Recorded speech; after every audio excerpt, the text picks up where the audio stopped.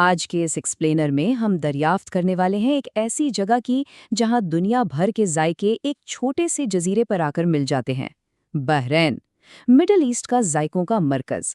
چلیے دیکھتے ہیں کہ آخر یہاں کی فضاؤں میں ہر وقت اتنے لذیذ کھانوں کی خوشبو کیوں رچی بسی ہوتی ہے۔ اب سب سے پہلا سوال جو ذہن میں آتا ہے وہ یہ ہے کہ آخر رقبے کے لحاظ سے مڈل ایسٹ کا سب سے چھوٹا ملک کھانوں کے معاملے میں اتنا بڑا ہیوی ویٹ کیسے بن گیا؟ ذرا سوچئے، ایک ایسا جزیرہ جس کی آبادی 2 ملین سے بھی کم ہے، اس کی فوڈ سٹریٹ بڑے بڑے شہروں کو پیچھے چھوڑ دیتی ہے۔ اصل وجہ اس ڈیموگرافک شفٹ میں چھپی ہے۔ یہاں کی آبادیاتی تبدیلی کو دیکھیے۔ یہاں غیر ملکی افراد یعنی ایکسپیٹس کی تعداد مقامی آبادی سے کہیں زیادہ ہے۔ اور دیکھیں، جب لوگ اپنا ملک چھوڑ کر آتے ہیں تو وہ صرف اپنا سامان نہیں لاتے، اپنی ثقافت اور برسوں پرانی ریسیپیز بھی ساتھ لاتے ہیں، جس کی وجہ سے یہاں ایک نہایت شاندار اور متنوع ڈائننگ ایکو سسٹم وجود میں آیا ہے۔ لیکن باہر کے عالمی ذائقوں کی بات کرنے سے پہلے تھوڑی بات کرتے ہیں ان کی اپنی روایتی جڑوں کی، جو بحرینی پہچان کی اصل بنیاد ہیں۔ اگر یہاں کے کمفرٹ فوڈ کی اصل روح کو سمجھنا ہے تو مچبوس سے بہتر کچھ نہیں۔ یہ یہاں کا انتہائی مشہور پکوان ہے۔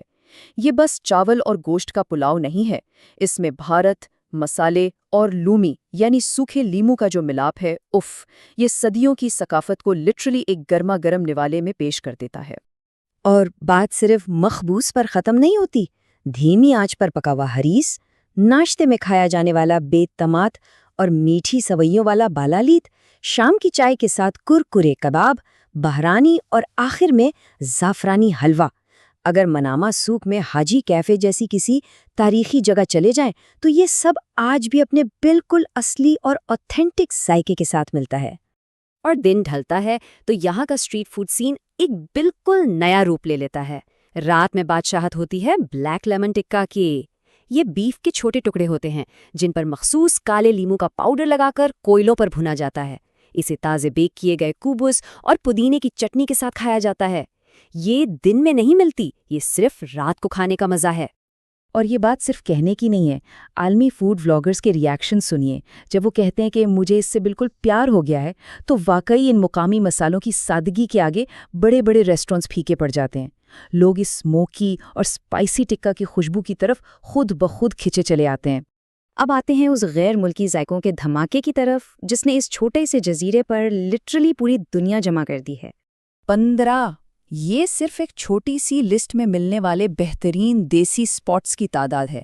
جب برے صغیر سے لوگ یہاں آئے نا تو انہوں نے اس خطے میں ایک نئی لذیذ دنیا ہی بسا دی، جو آج بھی اپنی اصل روایتوں کے ساتھ زندہ ہے۔ خود دیکھ لیجئے برے صغیر کا کون سا ذائقہ ہے جو یہاں نہیں ملتا۔ سی بریز کا گرما گرم پراٹھا اور لیمپ کری، کوزی کوڈ سٹار کی اوتھینٹک کیرلا تھالی جو آج بھی کیلے کے پتے پر پیش کی جاتی ہے، یا پھر کیلاش پربت کی مشہور بامبے چاٹ، سب کچھ مکمل اوتھینٹک اور اصلی شکل میں۔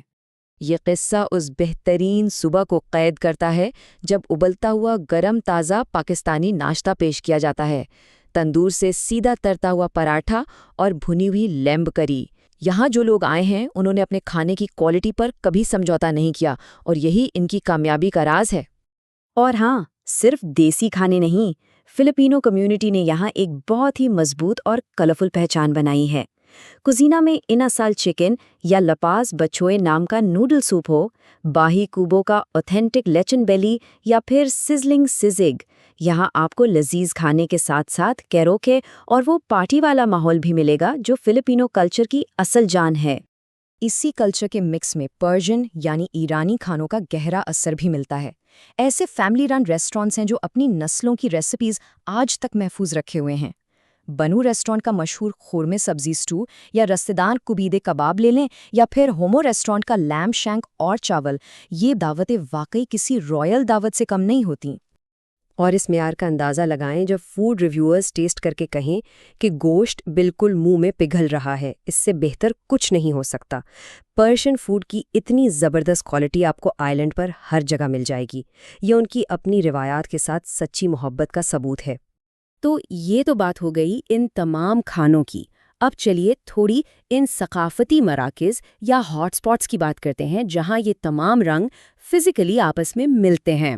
جیسے کہ عدلیہ میں ایک جگہ ہے بلاک 338. اسے آپ ایک پرفیکٹ ماڈرن میلٹنگ پاٹ کہہ سکتے ہیں. یہ ایک پیڈسٹرین فرینڈلی ایریا ہے جہاں ایک ہی وقت میں فائن ڈائننگ بھی ملے گی، اسٹریٹ کیفیز بھی، اور ساتھ ہی زبردست اسٹریٹ آرٹ اور میورلز. یہ فوڈیز اور آرٹ لورز دونوں کے لیے کسی خواب سے کم نہیں.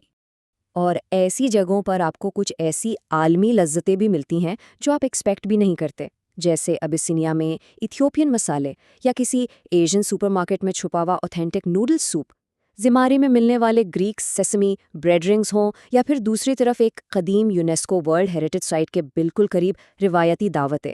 مطلب ایک ہی جگہ پر ایسٹ افریقہ سے لے کر گریس تک کا سفر ہو جاتا ہے.